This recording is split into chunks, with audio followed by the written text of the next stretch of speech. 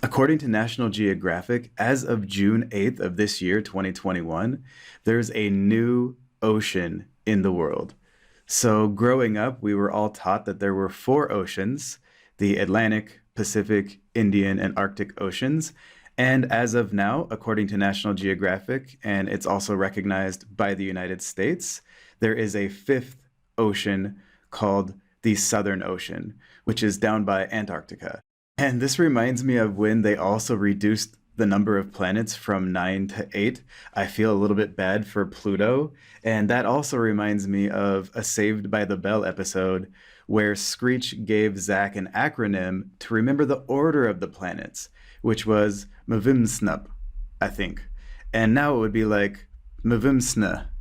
And that doesn't sound quite as good. And it's really interesting to think about how if Screech went into a coma or something like that for the last 20 years and then woke up now, he would get that planet question wrong. And he would also get a question about the oceans wrong as well, because now there's five and not four. And so, Screech, sorry, buddy, you're no longer correct or accurate or current on your Quiz Bowl answers. So, got to update that stuff. And I want to read a little bit from this National Geographic article because I think it's really interesting. So, the Southern Ocean is basically the big body of water kind of surrounding Antarctica or the South Pole.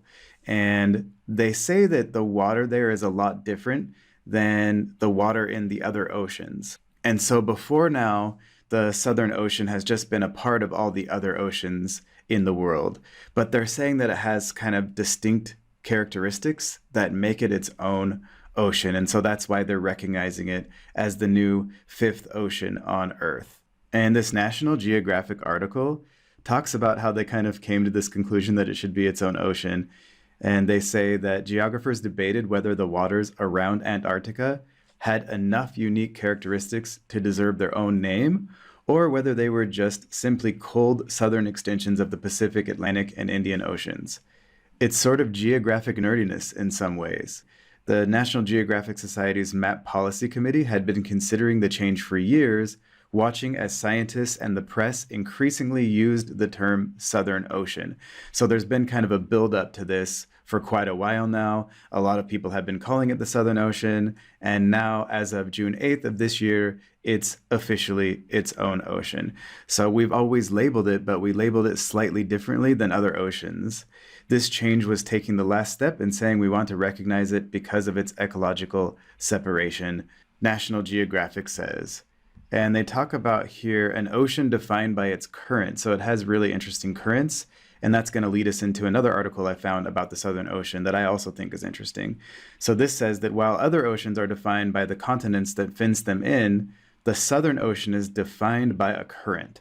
Scientists estimate that the Antarctic Circumpolar Current was established roughly 34 million years ago when Antarctica separated from South America, and that allowed for the unimpeded flow of water around the bottom of the Earth.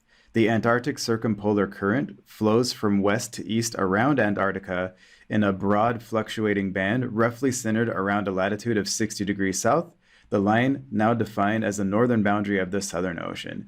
So the point is that the new Southern Ocean is defined by its current, not necessarily the continents. And that's interesting and kind of a new thing. And another article I found about the Southern Ocean that I think is really interesting talks about research that they're doing near Antarctica in that Southern Ocean. And right now, there's a lot of floating things in the Southern Ocean that are kind of measuring the water temperature, currents, waves, stuff like that. However, this is really interesting because it's going to include humans. And when you look at this photo of this floating laboratory, it doesn't really look like humans could live there. But there's going to be, I think, 8 humans on board, which we'll see in a second. And I think that's really interesting. So from CNN, they say that a polar pod floating laboratory will flip onto its side and drift around Antarctica to research the Southern Ocean. So if you look at this photo on this page from CNN, this laboratory is basically going to float out there on its side, like it's going to be towed, I think, or something like that.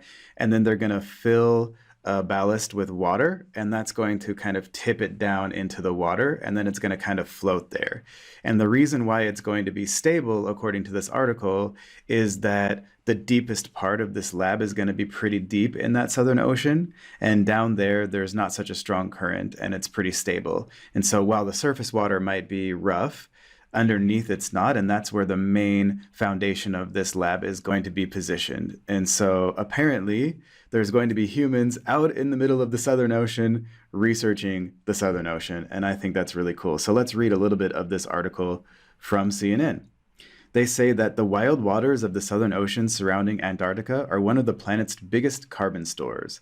The ocean absorbs around 12% of all carbon dioxide generated by humans each year, but despite its huge importance in regulating the Earth's climate, it has barely been studied by science. So that's why they're going there now. And they go on to say that the floating laboratory called the Polar Pod will stand 100 meters high and weigh 1,000 tons. The structure will be towed horizontally from the east coast of South Africa to the powerful current surrounding Antarctica, and it will then flip vertically by filling 150-ton seawater ballast tanks, a feature inspired by the U.S. oceanographic platform flip. Okay, yeah. And then it also says that the vessel has no engine and will be driven by the Antarctic circumpolar current that we talked about in the last article, drifting at about 1 knot per hour. And the top of the structure, 20 meters above the water, is where the crew will live, sleep, and work. The submerged portion keeps it steady. It's 80 meters below sea level, fixed in very calm water. And that's why it's very stable. And then I want to come down here a little bit because they talk about the crew, and I think this is the most interesting part of this article.